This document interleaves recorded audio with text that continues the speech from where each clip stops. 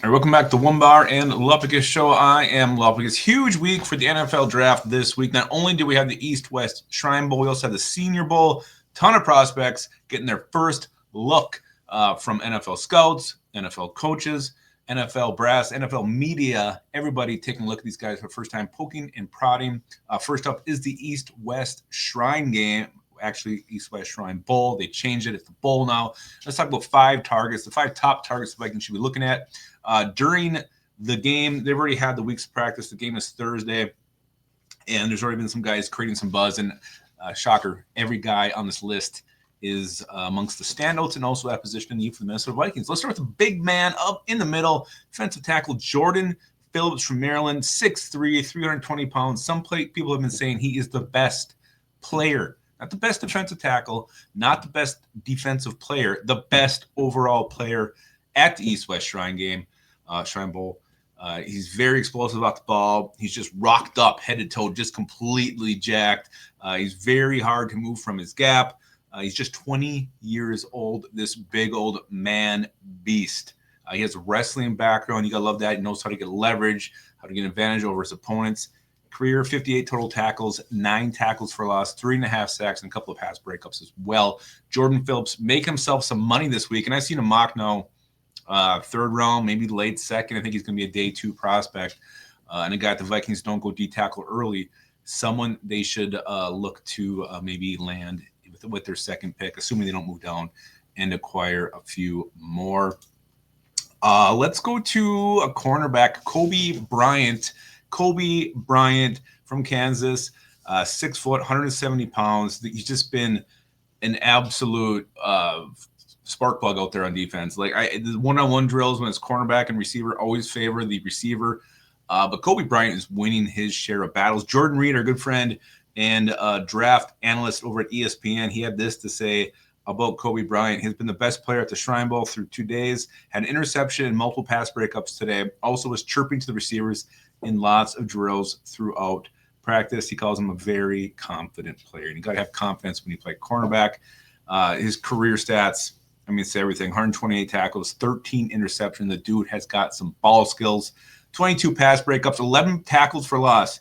He plays like with his ass on fire. He'll fly up, make hits. He'll corner blitz. He can get there in a hurry, closes very quickly. A very instinctive player. The one knock on Kobe, which is going to keep him out from definitely first round consideration, is the 170 pounds. 170 pounds. Get more weight on your frame. He's 6 foot.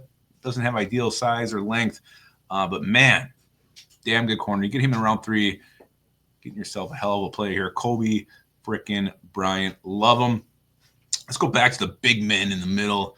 Another guy here, defensive tackle CJ West from Indiana, has been turning a lot of heads, and no one is coughing when they turn their head.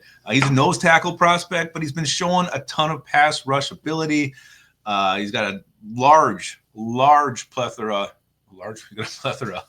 palette of pass rushing moves. He stays low, nasty ass spin move. Again, a guy that I think they were comparing him to Delvin Tomlinson, just a guy who can maybe play multiple positions on a line. You need to play nose, he can play nose. If you want to put him at end, he can play end. A lot of things you can do with CJ West from Indiana. 150 career tackles, 27 tackles for loss, 2 fumble recoveries, couple pass breakups, 9 sacks. So nose tackle, get after quarterback. I'd be fine with that. Move Harrison Phillips to end, put this dude in the middle, and you got Jalen Redmond and maybe somebody else. Yeah, it's not bad. So again, a guy you can get if you don't get your D tackle that you want in round 1. Somebody you can fall back later in the draft, still fill a need with a prospect with a ton of upside. CJ West is a guy I'm watching very closely moving forward. Let's go to a guy who is going to be on the show, we hope, very soon. The center guard from Purdue, Gus Hartwig. And the name of Gus Hartwig, it just sounds like a guy who plays interior O-line, whether it's guard or center. Gus. I want Gus up there blocking for J.J. McCarthy. Again, 6'5", 305 pounds. This was said about him from DallasCowboys.com. Hartwig was the most impressive of the bunch on day 1. His technique and hand placement were sound. He stayed planted with a strong base and impressive first punch. I love the strong base. I love the first punch, the striking. Like Garrett Bradbury, can't anchor. Maybe a guy who, and that's kind of the knock on Gus. He's not as athletic. He's not overly athletic, but I want a guy who's tough up there. He's going to hold his ground. He's going to be able to get sand in his pants and anchor against the big boys who are coming at him full speed. Gus Hartwig, hell yeah, very interested. I just saw his site had him as a late round, like a seventh rounder to undrafted free agent. We'll see where he goes, but a guy who can improve his stock as this draft process goes on, and someone you can get maybe late who could, find his way onto your depth chart. So Gus Hartwig, love him. Let's go to the last guy here, and it's another need for the Vikings, and maybe not one we're quite talking about enough.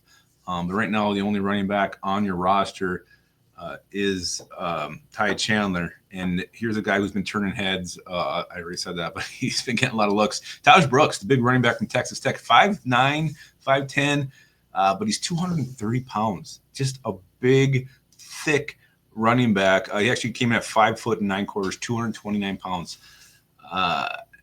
You would think a guy with that kind of frame isn't very fast, isn't very quick, isn't very elusive. No. Showed tons of quickness on the field. Elusive, great balance, great vision, great burst. He's patient, but also decisive, picks out the hole, hits it hard. He's just been looking fantastic. And it's a very deep running back class. So, I mean, who knows where he's going to fall in this thing, kind of pick your poison. But a guy who has that kind of a thickness, that kind of patience, the vision, all of it really, he checks all the boxes, really. Career stats, 4,557 rushing yards, 45 touchdowns, 102 receptions for 548 yards, 2 touchdowns.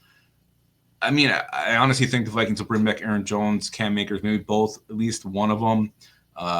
Maybe if you do that, only bring back one, you're going to hang on to Ty Chandler, whether you want him to be back or not. And then a guy like Taj Brooks can kind of be that pounder. Maybe you run a three-headed monster next year with those guys. But Taj Brooks, Texas Tech, again, deep running back class, a name that's emerging from the East-West Shrine Bowl, and someone to keep your eyes on. Again, as the combine approaches, it's pro day. How's he do? And we'll see how he does in the game as well. But a guy who just really compact, strong, and also explosive. So those are my 5 prospects the Vikings should target at the East-West Shrine Bowl. If you got some more you're going to be keeping a close eye on, let me know in the comments. We'll probably talk about these guys a little bit more on Horned Up tomorrow. And again, the game is Thursday night. Senior Bowl is Saturday, so definitely tune in. I think it's on NFL Network, the East-West Shrine Bowl. All right, guys, thanks for watching. Hit the subscribe button and keep your skull in your hole.